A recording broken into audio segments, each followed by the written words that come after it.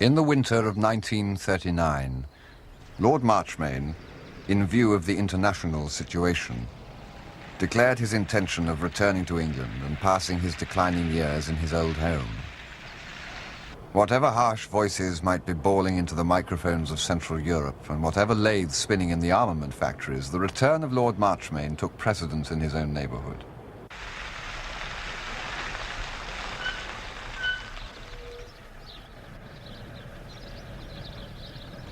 Julia and I, who had left Brideshead a month before, thinking we should not return, moved back for the reception.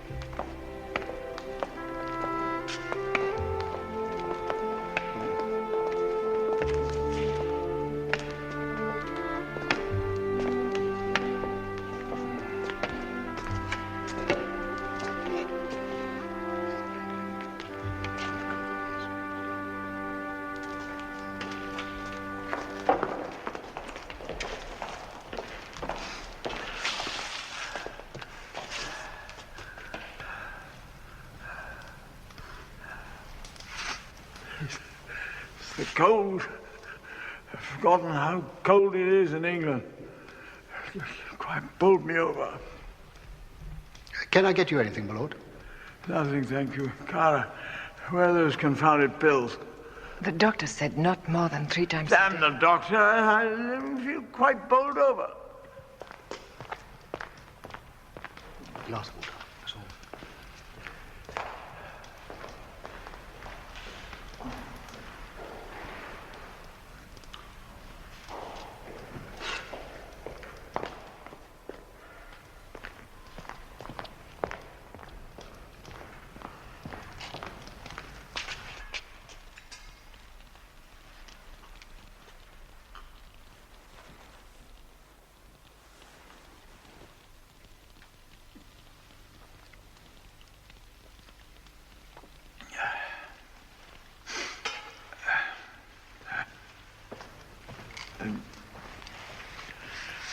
I don't feel tall a thing today. The journey was out of me. Ought to have waited night in Dover. Wilcox, which rooms were prepared for me? Your old rooms, my lord. Oh, won't do. Not till I'm fit again. Too many stairs. Has to be on the ground floor. Plender, get a bed made up for me downstairs. Very good, my lord. Which room shall we put it in, my lord?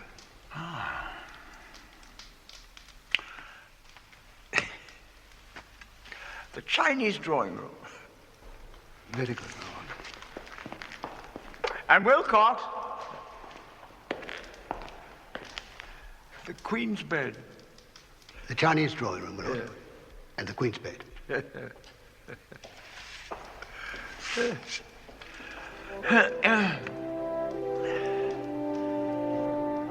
Few things could have caused more stir in the house. The Chinese drawing room was one I had never seen used. The Queen's bed was an exhibition piece, a vast brocade tent like the baldacchino at St. Peter's. So what had been foreseen as a day of formality became one of fierce exertion. The estate carpenters were collected to dismantle the bed, and it came down the main staircase at intervals during the afternoon. Lord Marchmain seemed to derive comfort from the consequences of his whim, and as he showed no inclination to move, tea was brought to us in the hall.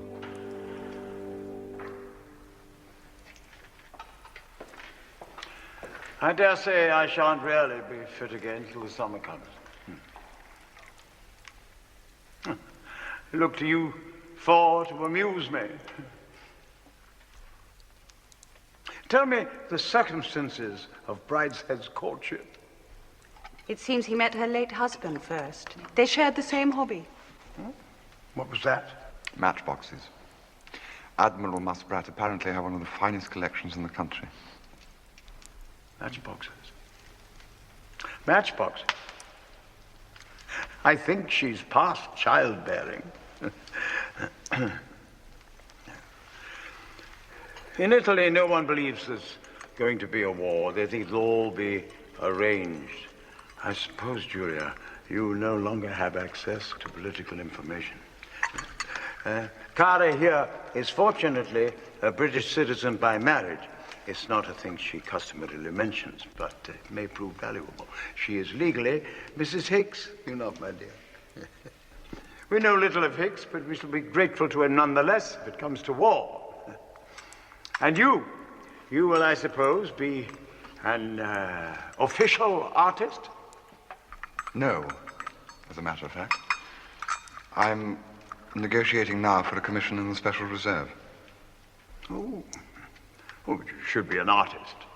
I had one with me during the last war for weeks, till we went up the line.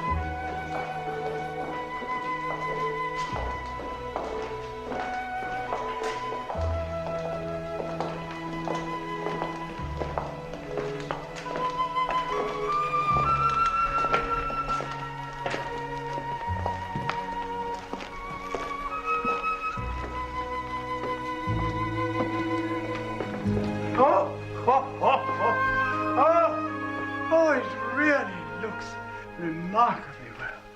Oh, I do congratulate you. Yes, indeed.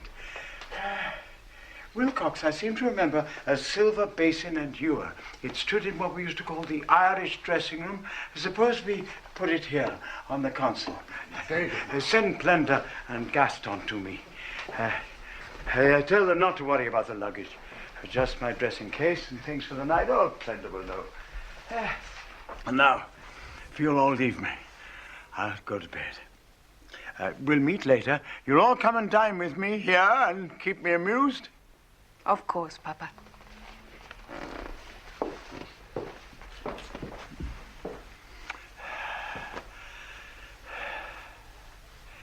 Charles, really looks very well, doesn't it?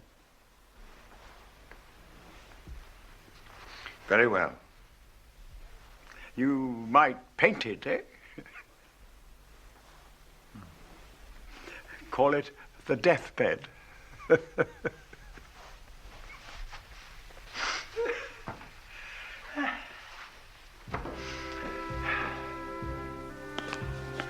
Did he mean that? Yes, he has come home to die.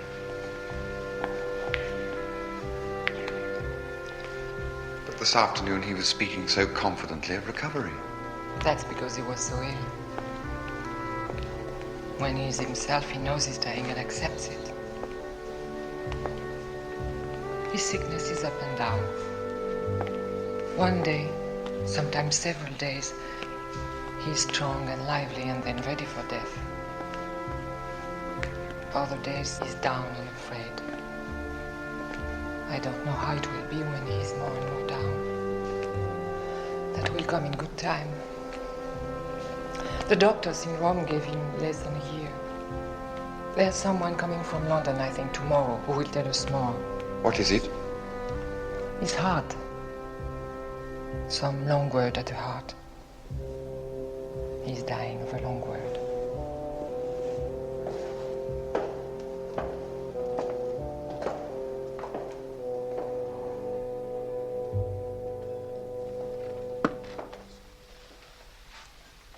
I've not been much moved by family piety until now, but I am frankly appalled at the prospect of Beryl taking what was once my mother's place in this house. Why should that uncouth couple sit here childless while the house crumbles about their ears?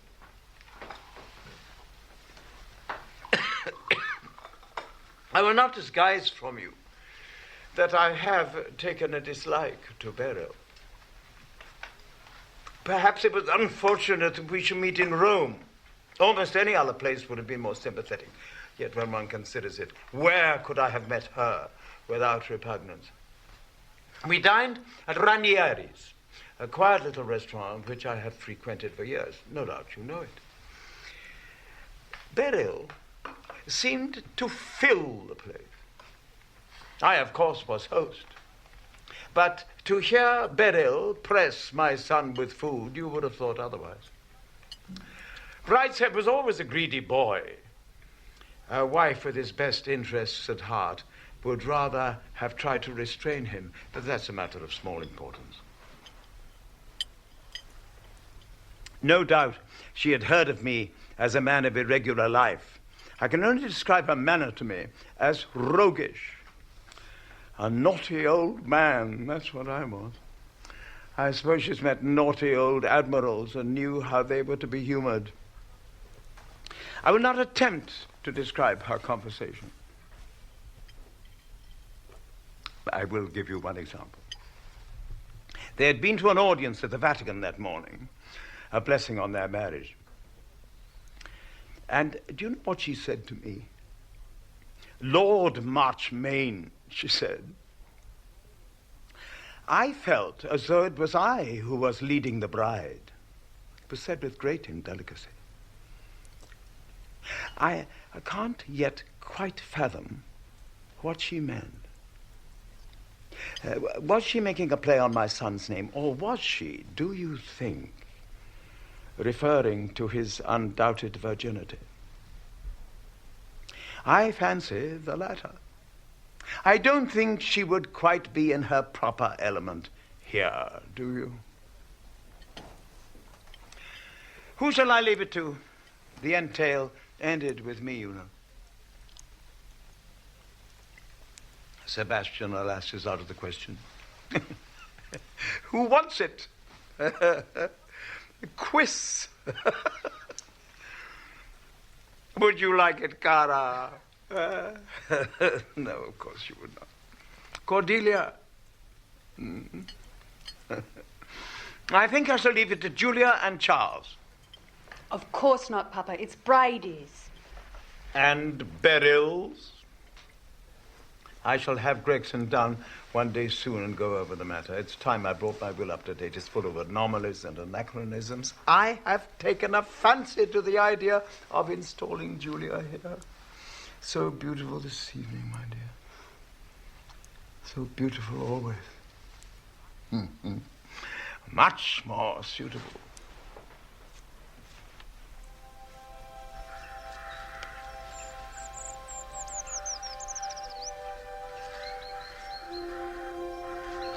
Do you think he really means to leave it to us? Yes, I think he does.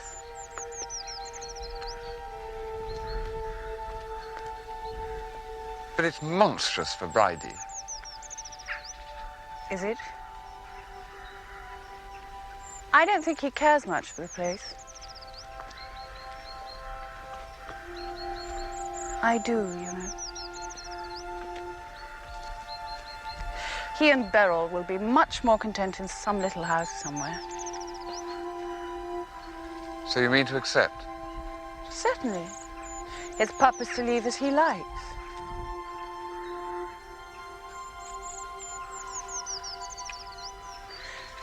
I think you and I could be very happy here.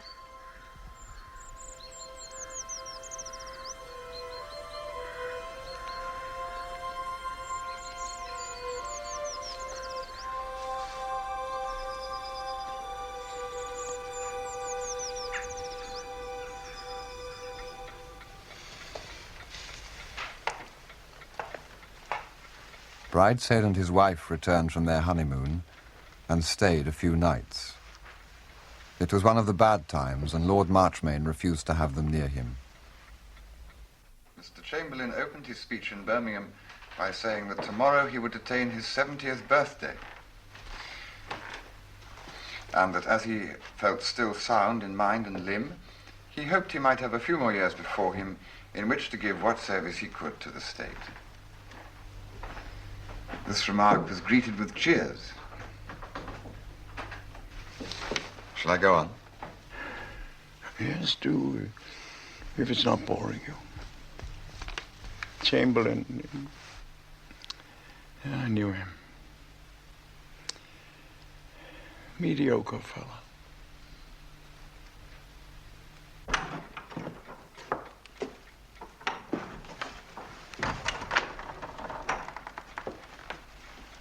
Bridie, I'm sorry.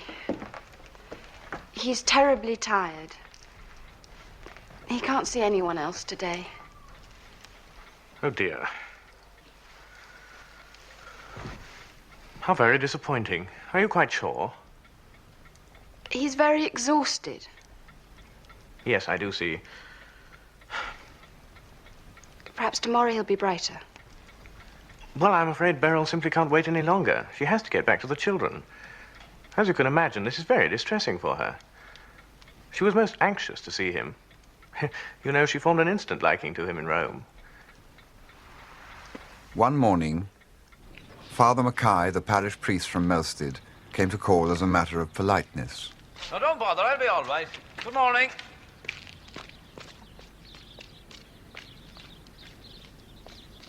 Cordelia put him off with apologies and excuses, but when he was gone, she said, "Not yet. Papa doesn't want him yet."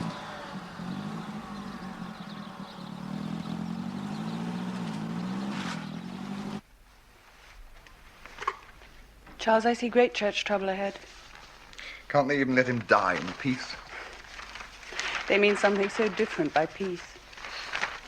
It would be an outrage. No one could have made it plainer in his life what he thought of religion. If they come to him now when his mind's wandering and he hasn't the strength to resist and claim him as a deathbed penitent. I've had some respect for their religion up to now, but if they do that, then I'll know that what stupid people say is true. That it is all superstition and trickery. Trickery. I don't know, Charles. I simply don't know.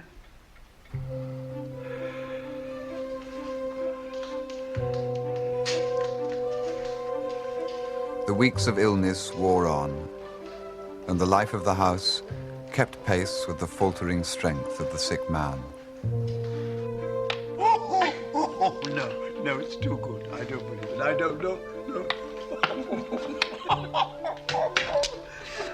Cordelia, you didn't let me win on purpose, did you? Of course not, Papa. Wilcox says the painted parlour's ready. Oh. Do you really want to do this?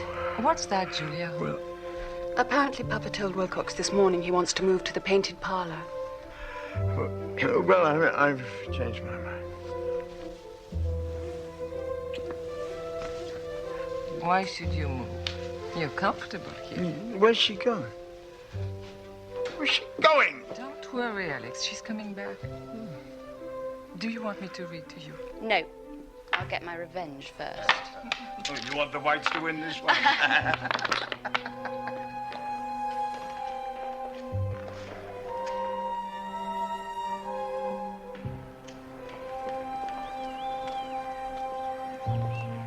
Once, at the end of February, he called for a car and got as far as the north front steps. Then suddenly he lost interest in the drive. No, not now. Later. Sometime in the summer.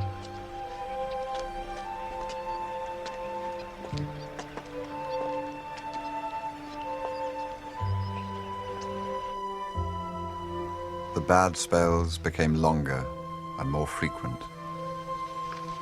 Days and nights became indistinguishable to him.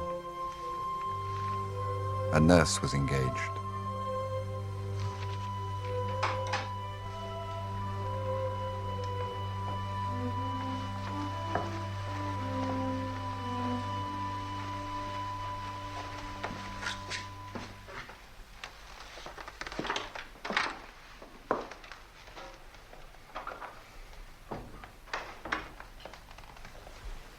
I have a very serious complaint to make, Lady Cordelia. I've never seen such a room. Nothing like it, anywhere in all my experience.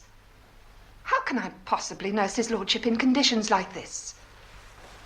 I must insist that my patient is moved where there's running hot water, a small, narrow bed that I can get round, and a dressing room for myself.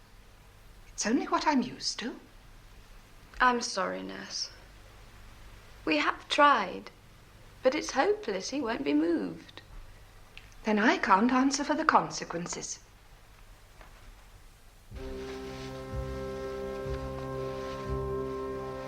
Presently there were no good spells, merely brief fluctuations in the speed of his decline.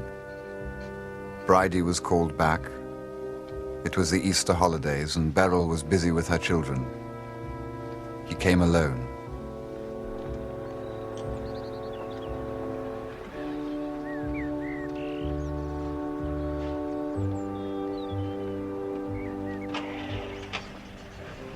Papa must see a priest. Bridie, do you think he would? I shall see that he does. I've just asked Father Mackay to come tomorrow. I'll take him in myself.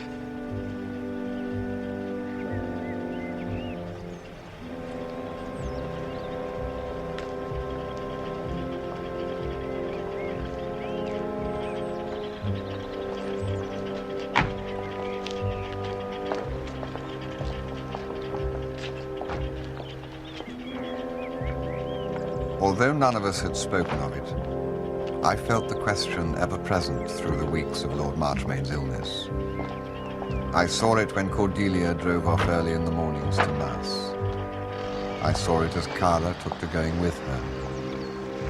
Now Brideshead, in his own ruthless way, had planted the problem down before us.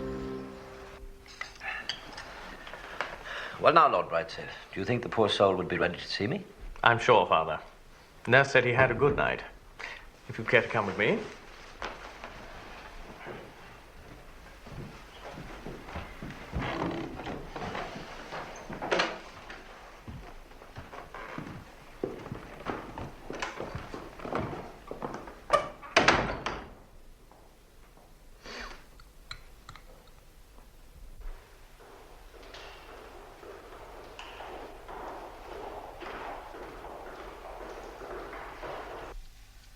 This is all so serious.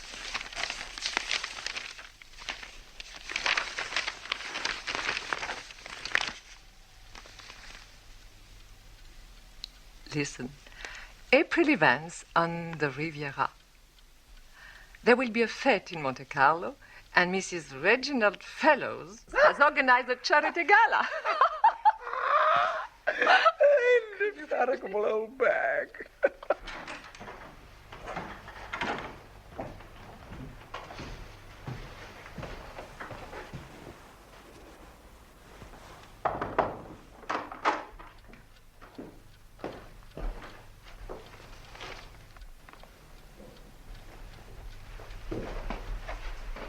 I've brought Father Mackay to see you, Papa. Who? Father Mackay, Papa.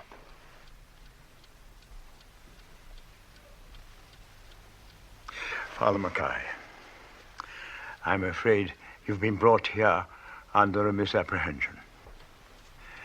I am not an extremist, and I've not been a practicing member of your church for 25 years. Brideshead. I think you should see Father Mackay out, don't you?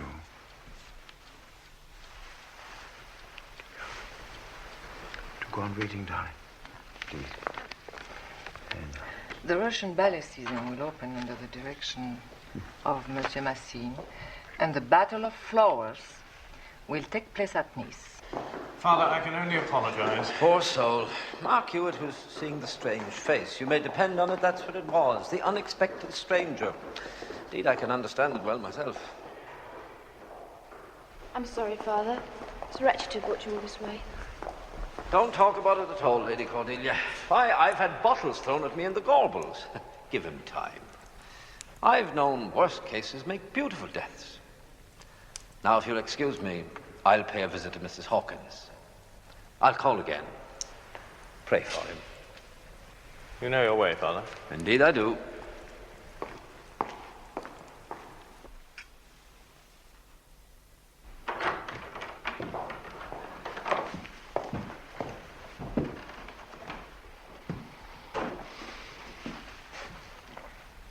Do I gather the visit was not a success? It was not. Cordelia, will you drive Father Mackay home when he comes down from Nanny's? I'm going to telephone Beryl to see if she needs me at home. Bridie. It was horrible. What are we going to do? We've done all we can for the moment.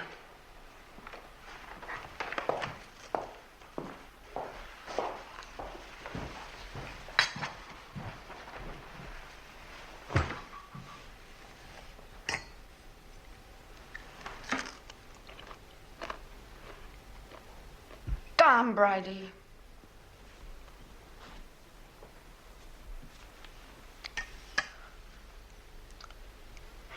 I knew it wouldn't work. I felt triumphant. I had been right, everyone else had been wrong. Truth had prevailed. The threat I had felt hanging over Julia and me at the fountain had been averted, perhaps dispelled forever.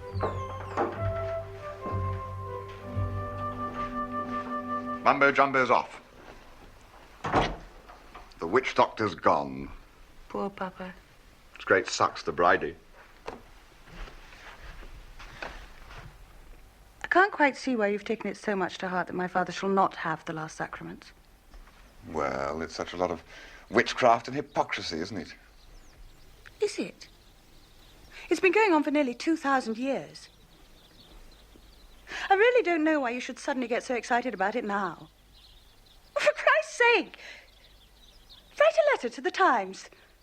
Get up and make a speech in Hyde Park. Start a no-popery riot. But don't bore me about it. What's it got to do with you or me whether my father sees his parish priest?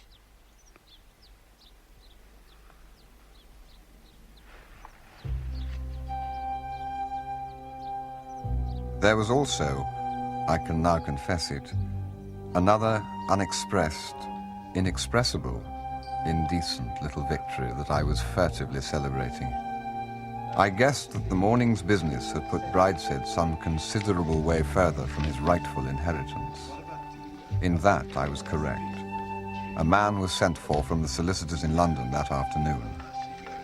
It soon became known throughout the house that Lord Marchmain had made a new will. But I was wrong in thinking that the religious controversy was quashed. It flared up again that evening after dinner. What Papa said was, I am not an extremist. I have not been a practicing member of the church for 25 years. Not the church, your church. I don't see the difference. There's every difference. Bridie, it is perfectly plain what he meant. I presume he meant what he said. He meant he was not accustomed regularly to receive the sacrament, and since he was not at that moment dying, he did not intend to change his ways yet. But that's simply a quibble. Why do people always think one is quibbling when one tries to be precise? His plain meaning was that he did not wish to see a priest that day, but that he would when he was in extremis. I wonder if there's any more coffee. I wish somebody would explain to me what the significance of these sacraments is. Do you mean that if he dies without a priest, quite alone, that he goes to hell? And that if the priest is there and puts oil on him... No, it's not the oil. That heals him. Odder still. Well, whatever it is he does, that then he goes to heaven. Now, is that what you believe? I think my nurse told me, or someone did anyway, that if the priest got there before the body was cold, it was all right. That's so, isn't it? No, Cara, it isn't. Certainly not. You've got it all wrong. Do any of you Catholics know exactly what good you think this priest will do? Do you simply want to arrange it so that your father can have a Christian burial? Or do you want to keep him out of hell? I only want to be told. They're the same thing.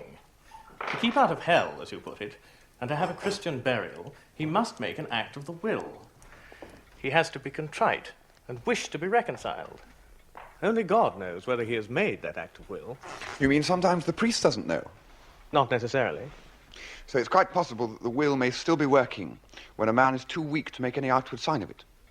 He may be lying as though dead. Yes, and willing all the time to be reconciled. God understands that. So does the church. So she is able to give him the last sacrament. I never heard that before. So, if the priest isn't there, and he makes the act of will alone, that's as good as if there is a priest, is that right? More or less. Well, for heaven's sake, what's the priest for?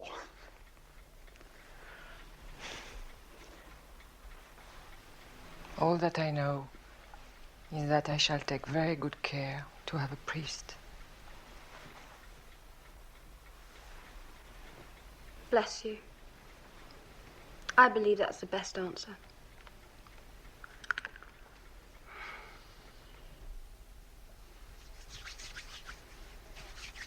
I wish you wouldn't start these religious arguments. I didn't start it. You don't convince anyone else, and you don't really convince yourself. I only want to know what these people believe. They say it's all based on logic.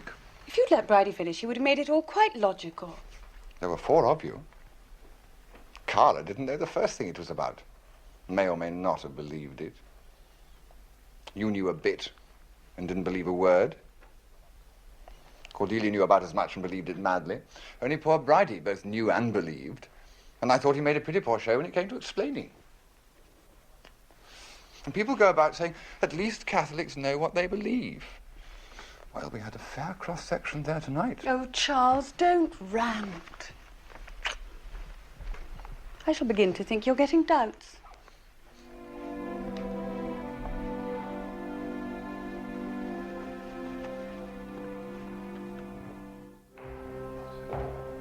The weeks passed, and still Lord Marchmain lived on. In June, my divorce was made absolute. Julia would be free in September. The nearer our marriage got, the more wistfully I noticed Julia spoke of it. War was growing nearer, too. But Lord Marchmain's mind was far from world affairs. It was there on the spot, turned in on himself. He had no strength for any other war than his own solitary struggle to keep alive. Better today. Better today. I can see now where the geese are flying over the lilies. Where yesterday I was confused and took the lilies for swans. Soon I shall see where the geese are headed when they gather to fly over the looking glass.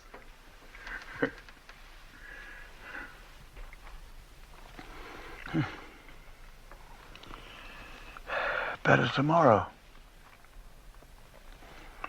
We live long in our family. Marry late. 73. No great age. Aunt Julia, my father's aunt, lived to be 88. Born and died here. Never married. Saw the fire on Beacon Hill for the Battle of Trafalgar. Always called it the new house. That was their name for it in the nursery and in the fields when unlettered men had long memories. You can see where the old house stood, near the village church. They called the field Castle Hill. Horlick's field, where the ground's uneven, and most of it waste, nettle, and briar, in hollows too deep for plowing. Those were our roots in the waste hollows of Castle Hill. We were knights then, barons since Agincourt. The larger honors came the last, and they'll go the first. Baron, it goes on. When Brideshead's buried, Julia's son will be called by the name his fathers bore before the fat days. The days of wool shearing and the wide cornlands. The days of growth and building, when the marshes were drained and the wasteland brought under the plough.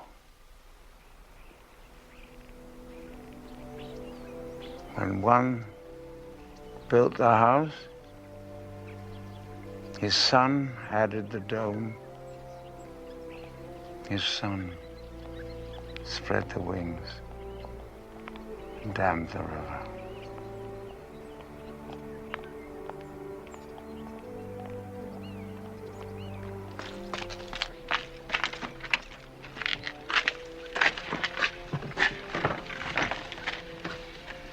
He's got a wonderful will to live, hasn't he? Would you put it like that? I'd say a great fear of death. Is there a difference? Oh, dear me, yes. He doesn't derive any strength from his fear. It's wearing him out. Goodbye, Mr. Ryder. Goodbye, Doctor. I'll call in tomorrow morning.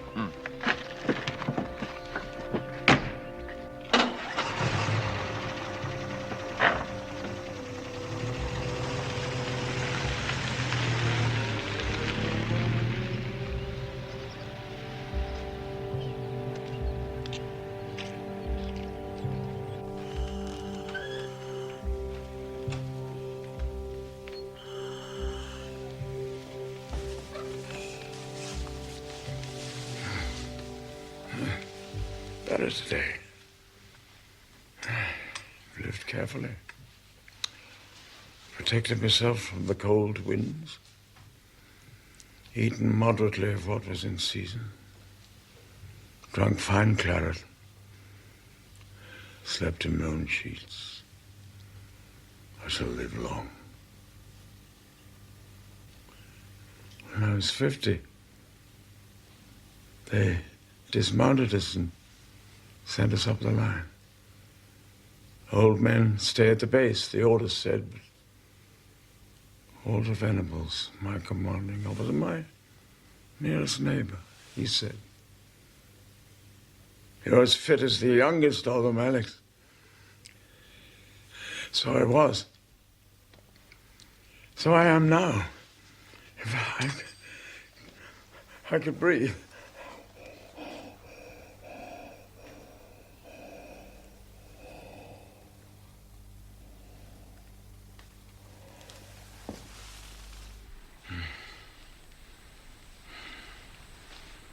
When summer comes, I shall leave my bed and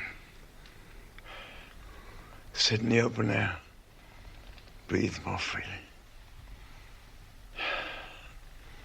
When the wind comes down the valley, and the man can turn to meet it, fill himself with air, like a beast of water.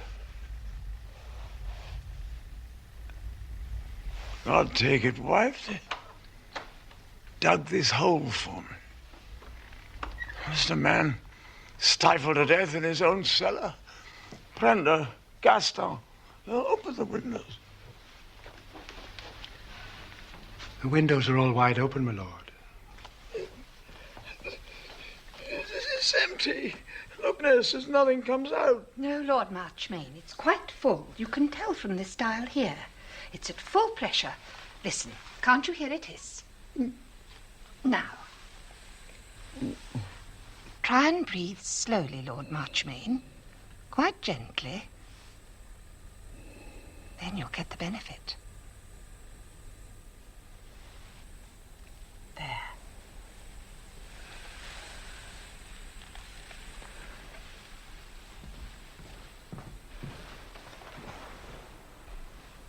Free as air. That's what they say. Free as air. Now they bring me my air in an iron barrel. I was free once. I committed a crime in the name of freedom.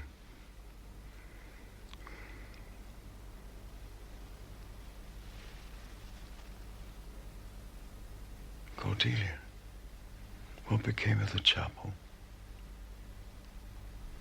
They locked it up, Papa, when Mummy died. It was hers.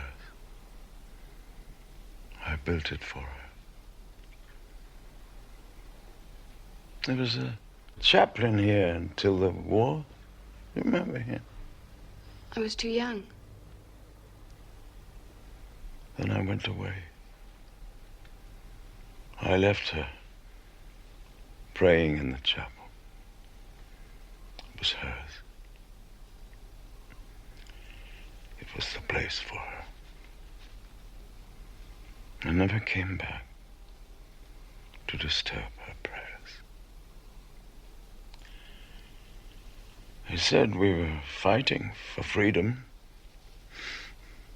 Had my victory. Is that a crime?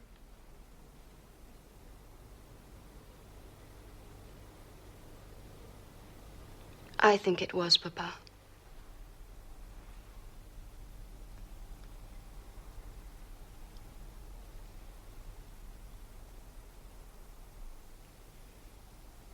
Do you think that, child?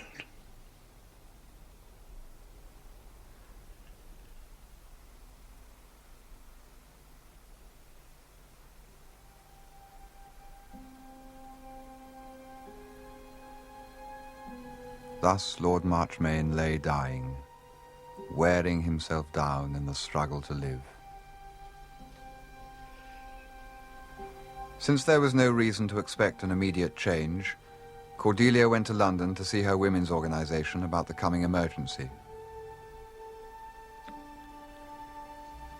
That day, when Julia and I were alone with Cara, he became suddenly worse.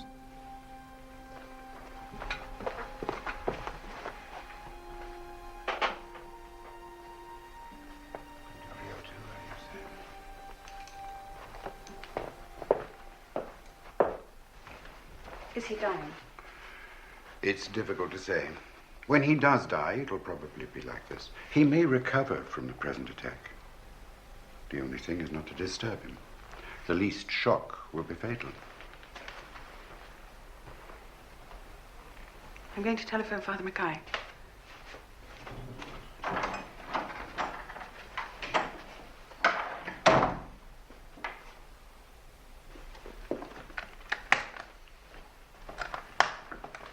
Dr. Grant, we must stop this nonsense.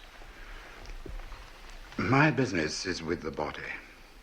It's not my business to argue whether people are better alive or dead or what happens to them after death. I only try to keep them alive. And you said just now that the least shock would kill him. What could be worse for a man who fears death as he does than to have a priest brought to him? A priest he turned out when he had the strength. I think it may kill him. Then you will forbid it. I have no authority to forbid anything. I can only give an opinion.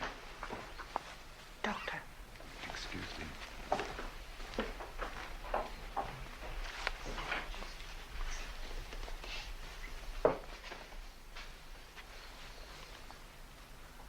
Cara, what do you think?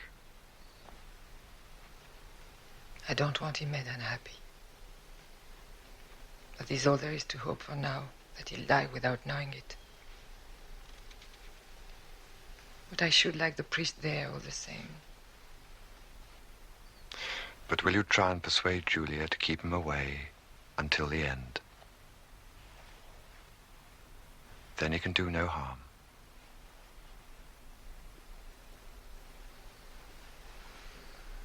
I will ask her to leave Alex happy. Yes.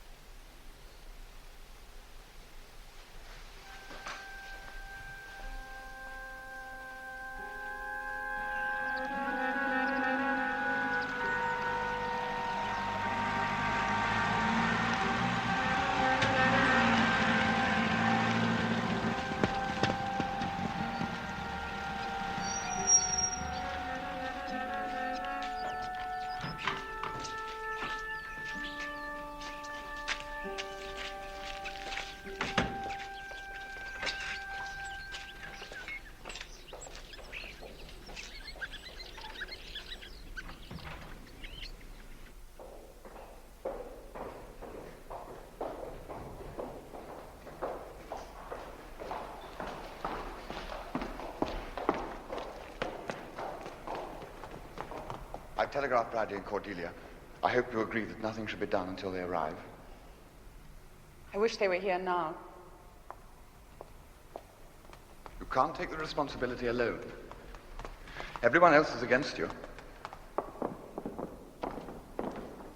Dr. Grant, tell her what you told me just now. I said that the shock of seeing a priest might well kill him. Without that, he may survive this attack. As his medical man, I must protest against anything being done to disturb him. Cara.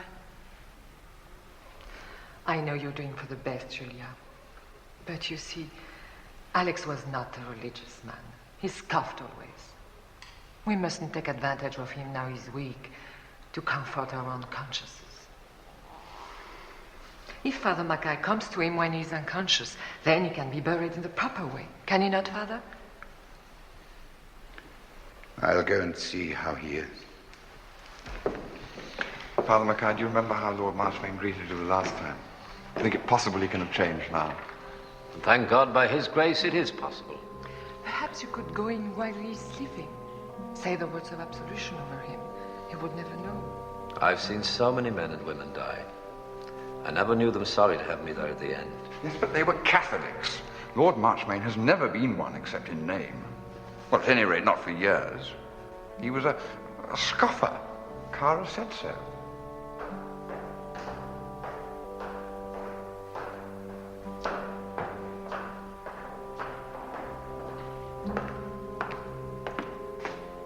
There's no change. Now, Doctor, how could I be a shock to anyone? Do you know what I'm going to do? It's something so small. There's no show about it. I don't wear special clothes, you know. I go just as I am. He knows the look of me now. It's nothing alarming. Oh, Julia, what are we to say? Let me speak to him. Father, I really think just want him to make some little sign of assent. I want him anyway not to refuse me. Then I want to give him God's pardon.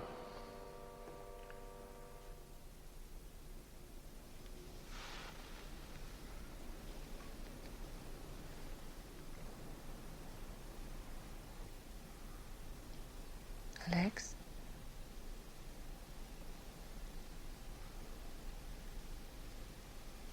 You remember the priest from Millstead, Father Mackay?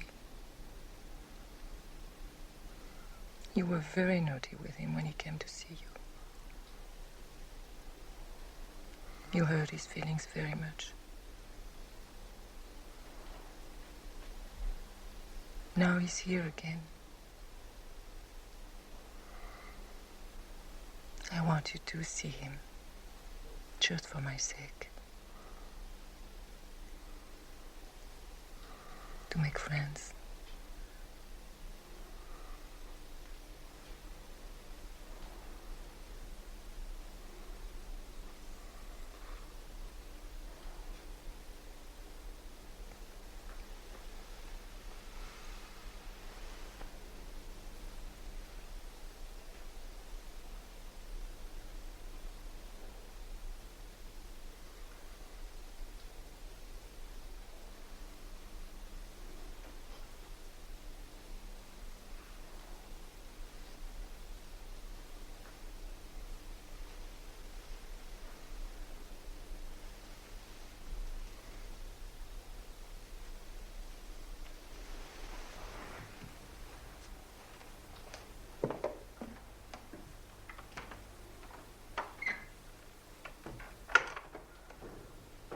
Though it's not essential, I wanted to anoint him.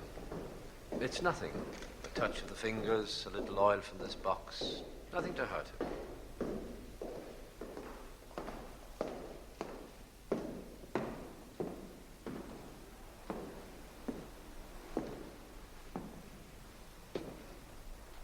I don't think he heard me. I thought I knew how to put it to him. But he didn't answer me. If he is unconscious, it couldn't make him unhappy to see the priest, could it, Doctor?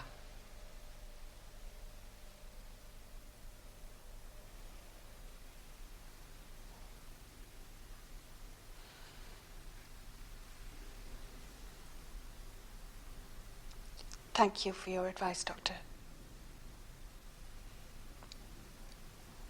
I take full responsibility for whatever happens. Father Mackay, will you please come and see my father now?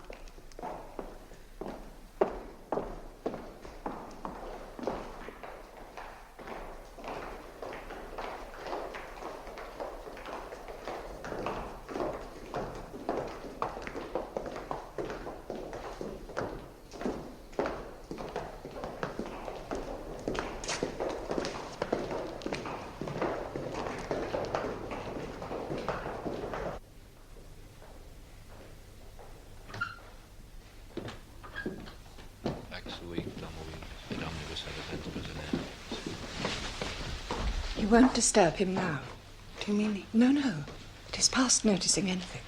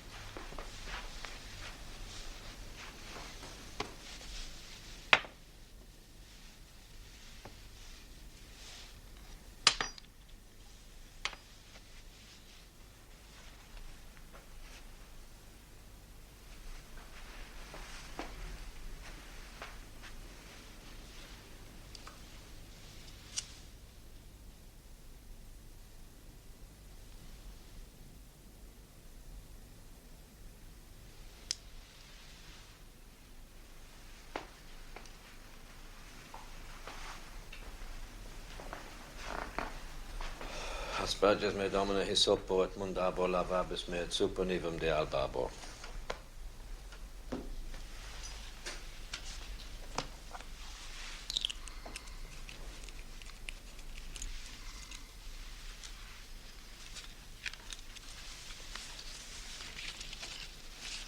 Now, I know that you are sorry for all the sins of your life, aren't you? Make a sign if you can. You are sorry, aren't you? Try and remember your sins and tell God that you are sorry. I'm going to give you absolution. And while I am giving it, tell God that you are sorry that you have offended him.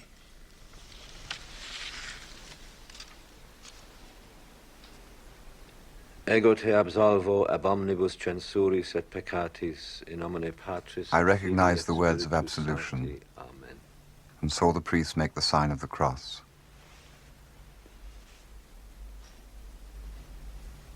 Then I knelt too and prayed.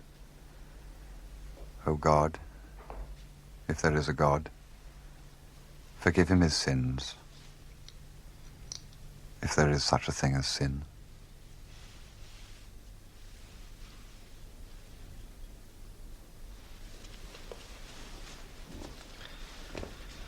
Per istam sanctam unctionem et suam piissima misericordiam indulge et tibi, Dominus, quid deliquisti. Amen.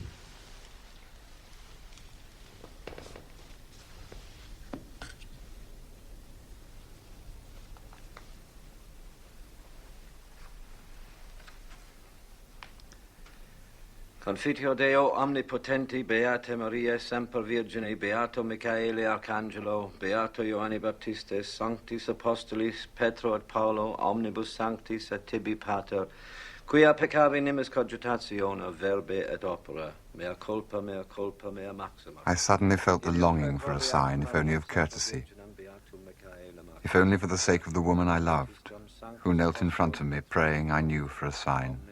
It seemed so small a thing that was asked, the bare acknowledgement of a present, a nod in the crowd. I prayed more simply, God, forgive him his sins, and please God, make him accept your forgiveness. So small a thing to ask. Ego facultate mihi ab apostolica sede tributa indulgentiam plenariam et remissionem omnium peccatorum tibi concedo, et benedico te in nomine Patris et Filii et Spiritus Sancti. Amen.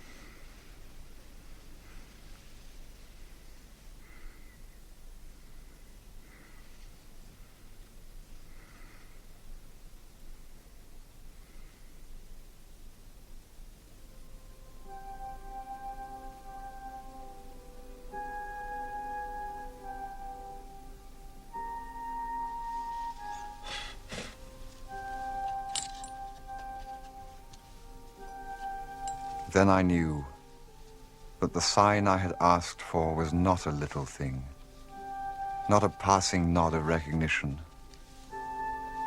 And a phrase came back to me from my childhood of the veil of the temple being rent from top to bottom.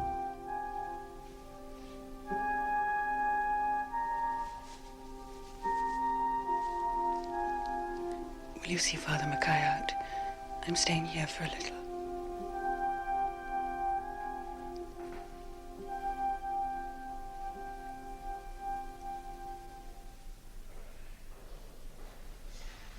Now that was a beautiful thing to see.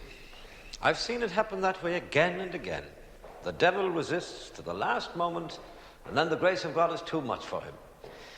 You're not a Catholic, I think, Mr. Ryder, but you'll be glad for the ladies to have the comfort of it. Father, we should give you something for your trouble. Oh, don't think about it, Mr. Ryder. It's a pleasure. But anything you care to give is useful in a parish like mine.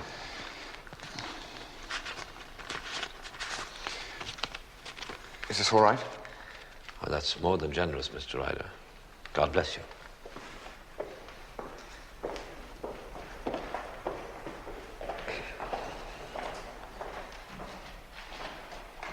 I'll call again later, but I don't think the poor soul has long for this world. Goodbye.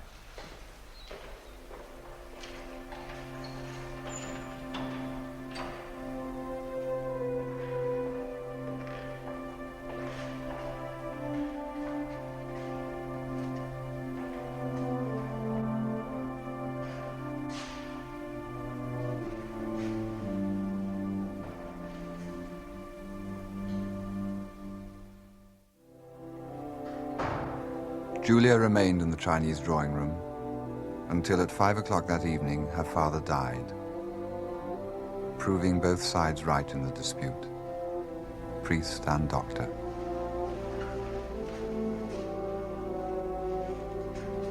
Lord Marchmain's passed away, sir. It was very peaceful.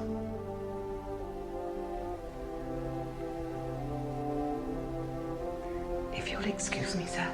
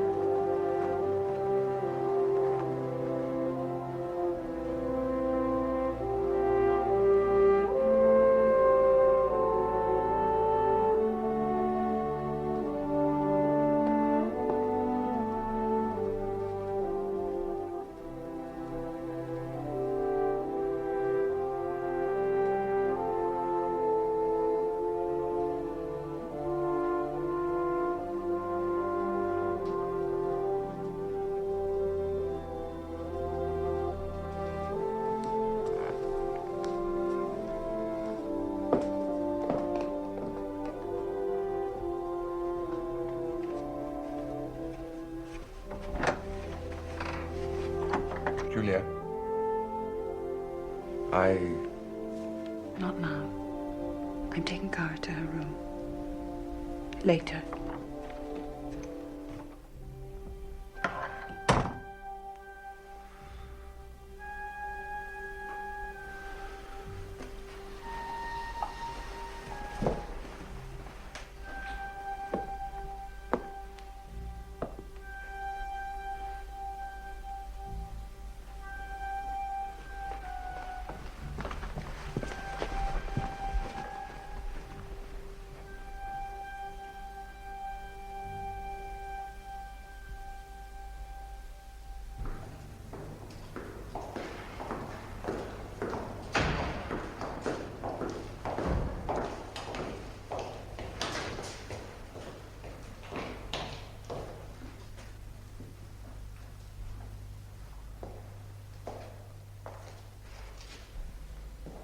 thus I come to the broken sentences, which were the last words spoken between Julia and me,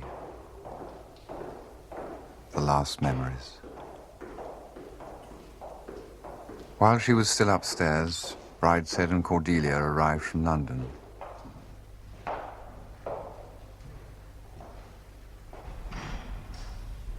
When at last we met alone, it was by stealth, like young lovers.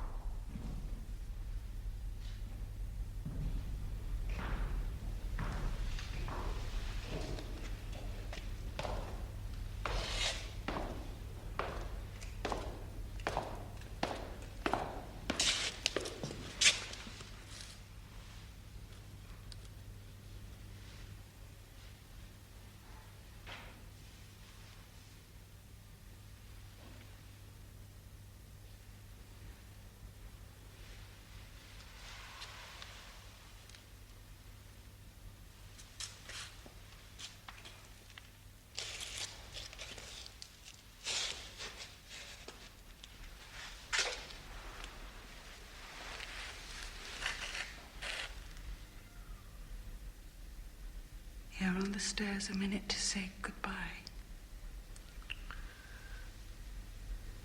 So long.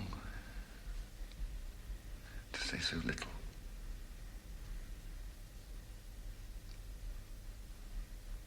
You knew? Since this morning. Since before this morning, all this year.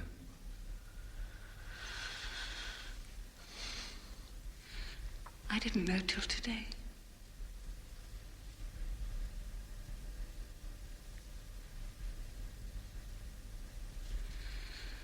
Oh, my dear, if you could only understand, then I could bear to part, or bear it better.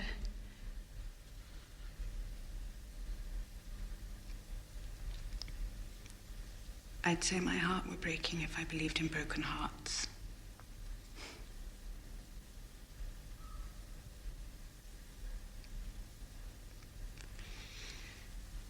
I can't marry you, Charles. I can't be with you ever again. I know. How can you know?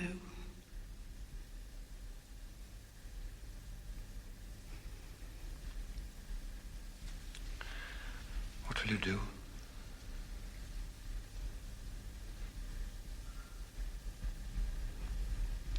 Just go on. Alone.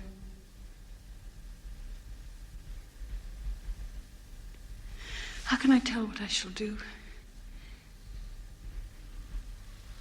You know the whole of me.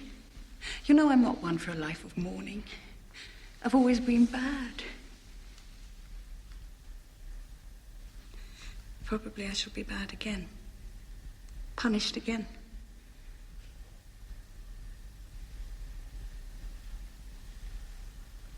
But the worse I am, the more I need God.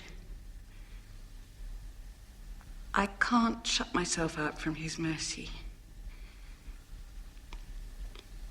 That is what it would mean, starting a life with you. Without him.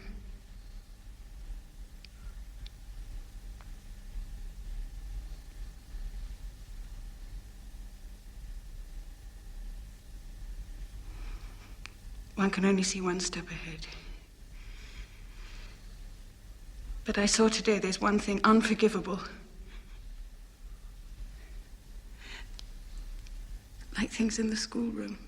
So bad, they're unpunishable. That only Mummy could deal with. The bad thing I was on the point of doing that I'm not quite bad enough to do. To set up a rival good to God's.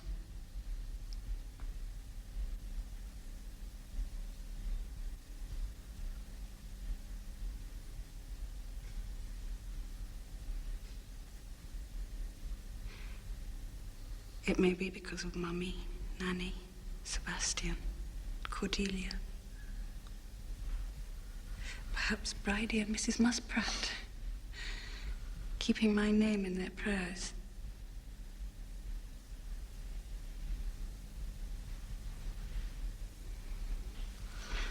Or it may be a private bargain between me and God.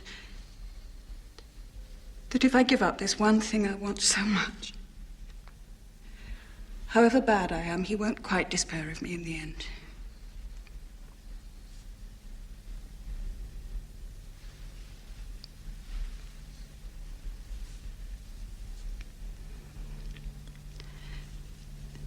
Now we shall both be alone. And I shall have no way of making you understand. I don't want to make it easier for you. I hope your heart may break. But I do understand.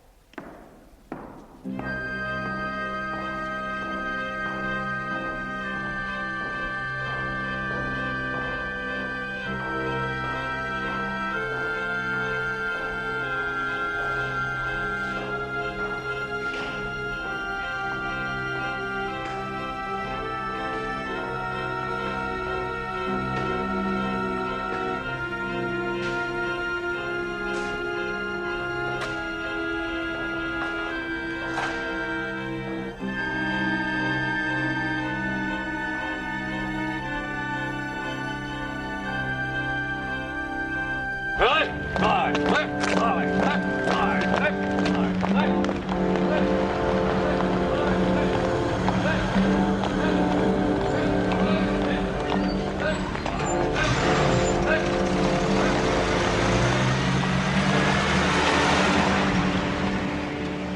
The worst place we've struck yet. No facilities, no amenities, and brigade headquarters arriving next week, sitting right on top of us. Marchmain, the town, is 10 miles away and damn all when you get there. It will therefore be the first concern of company officers to organize recreation for their men. M.O., I want you to take a look at the lakes to see if they're fit for bathing. Very good, sir. Brigade expects us to clean up the house for them. I should have thought some of those half-shaven scrimshankers I see lounging around headquarters might have saved us the trouble. However, Ryder, you will find a fatigue party and report to the quartering commandant at the house at 10:45 hours. He'll show you what we're taking over. Very good, sir. Anyone happen to know this district? That's all then. Get cracking.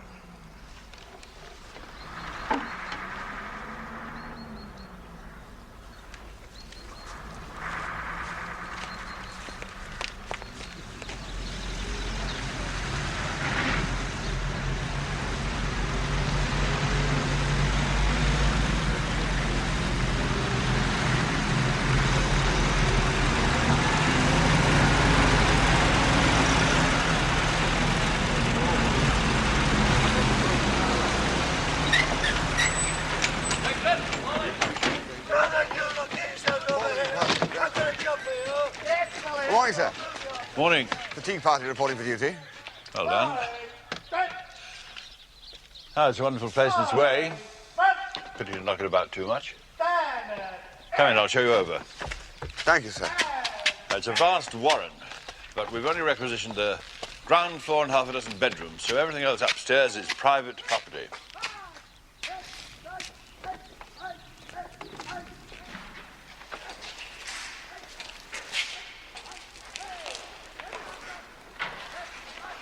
The caretaker and a couple of old servants live at the top.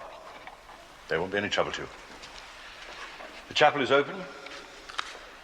Inbounds to the troops, and a surprising number use it.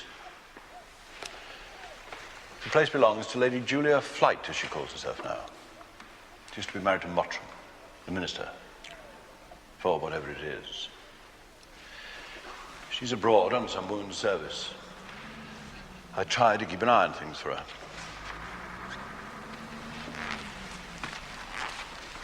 Surprising the old Marquis leaving everything to her. A bit rough on the boys. Thank you. This is the signals room. Plenty of space, anyway. The last lot made absolute hay of the place. Rather a shame. Pity we didn't have those paintings covered up.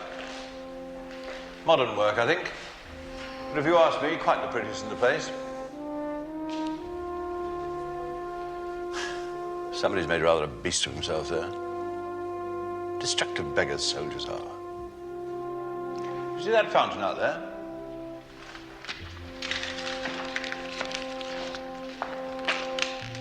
Rather a tender spot for our landlady. The young officers used to lark about in it on guest nights, and it was all looking a bit the worse for wear. So I boarded it up and turned the water off. Florid great thing, isn't it?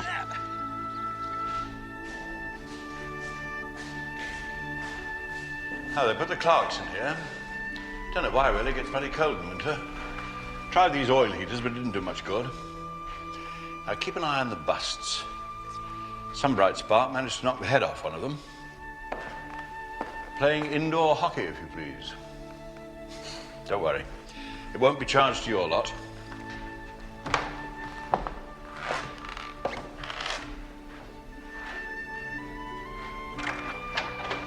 I'd advise you to give this room to the brigadier for his office.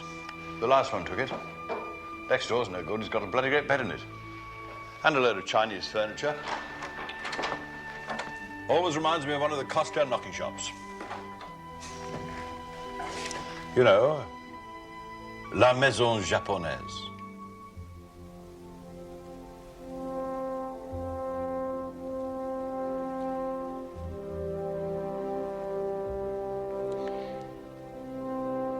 Well, I'm only here to clear up. Someone from Brigade will allot the rooms. Well, you've got an easy job, haven't you?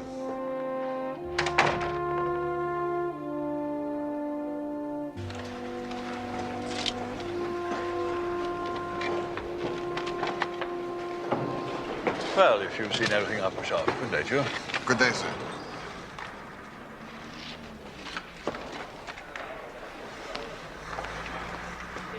Hooper.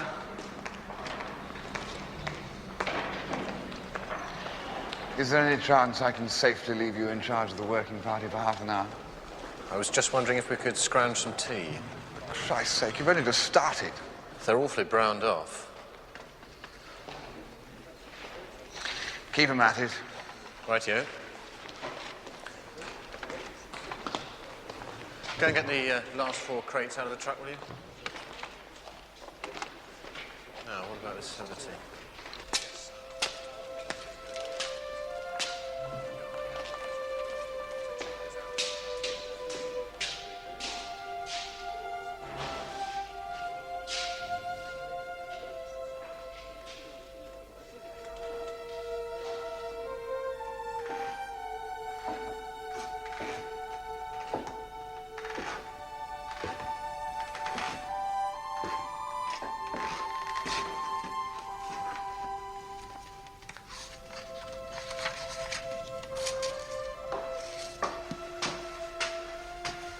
Why, isn't it Mr. Ryder?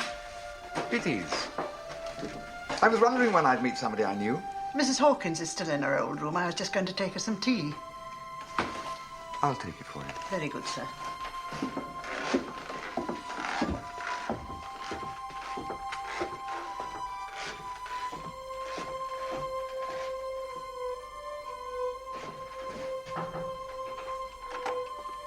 Nanny?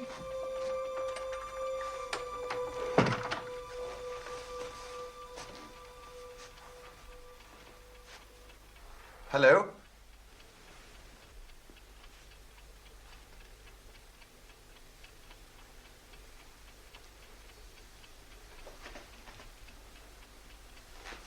It's me. Charles Ryder. Do sit down, Nanny. I brought your tea. Charles Ryder.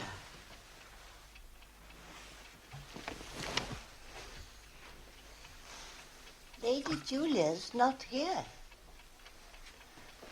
Only myself here and the 2 girls and poor Father Membling, who was blown up. Not a roof to his head, not a stick of furniture, till Julia took him in with the kind heart she's got, and his nerve something shocking.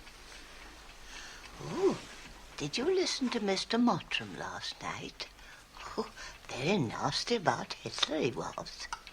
I said to Effie, the girl who does for me, I said, if Hitler was listening and if he understands English, which I doubt, he'll feel very small.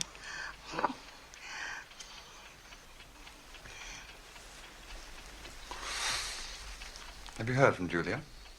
From Cordelia? Only last week. They're together still, as they have been all the time. And Julia sent me love at the bottom of the page. They're both very well, but they couldn't say where. But Father Membling said, reading between the lines, it was Palestine, which is where Friday's yeomanry is. So that's all very nice for them. Cordelia said they were all looking forward to coming home after the war, which I'm sure we all are. Though whether I live to see it is another story.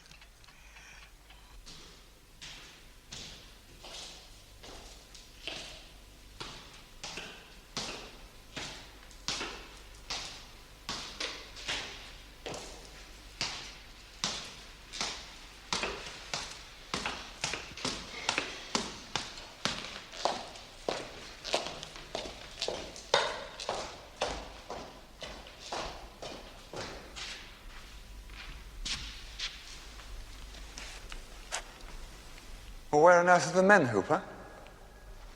Well, they had to go off to draw the bed straw. I didn't know anything about it till Sergeant Block told me.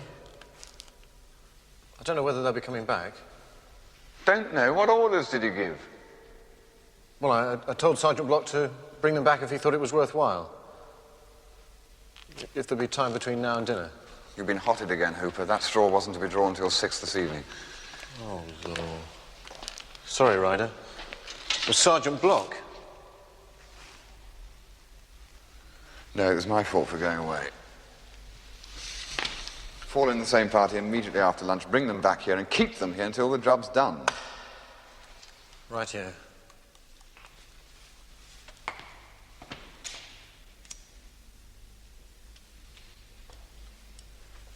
Oh. Thanks.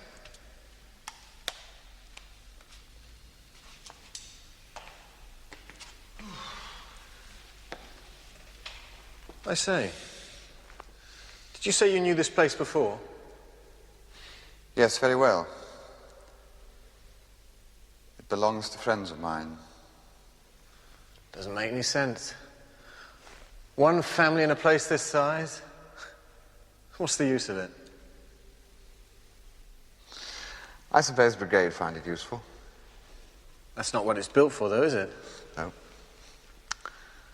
It's not what it was built for. Maybe that's one of the pleasures of building. Like having a son, wondering how he'll grow up. I don't know. I've never built anything. And I've forfeited the right to watch my son grow up.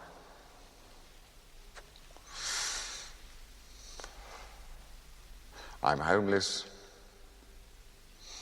childless, middle-aged, and loveless, Hooper.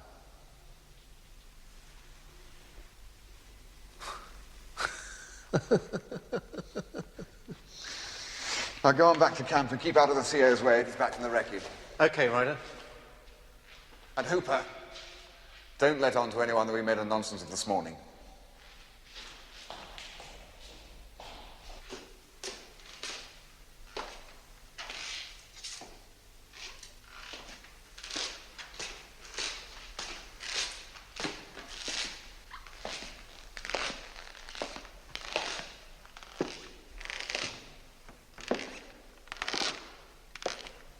The chapel showed no ill effects of its long neglect. The paint was as fresh and bright as ever, and the lamp burned once more before the altar. I knelt and said a prayer, an ancient, newly learned form of words. I thought the builders did not know the uses to which their work would descend. They made a new house with the stones of the old castle. Year by year, the great harvest of timber in the park grew to ripeness, until, in sudden frost, came the age of Hooper. The place was desolate, and the work all brought to nothing. Quomodo sedet solar civitas, vanity of vanities, all is vanity. And yet, I thought, that is not the last word. It is not even an apt word. It is a dead word from 10 years back. Something quite remote from anything the builders intended had come out of their work, and out of the fierce little human tragedy in which I played, something none of us thought about at the time. A small red flame, a beaten copper lamp of deplorable design relit before the beaten copper doors of a tabernacle.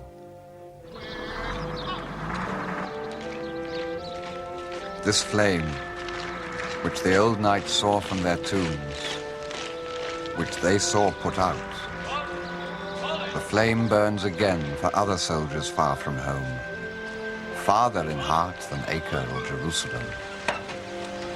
It could not have been lit but for the builders and the tragedians. And there I found it that morning, burning anew among the old stones. Morning, Ryder. You're looking remarkably cheerful today.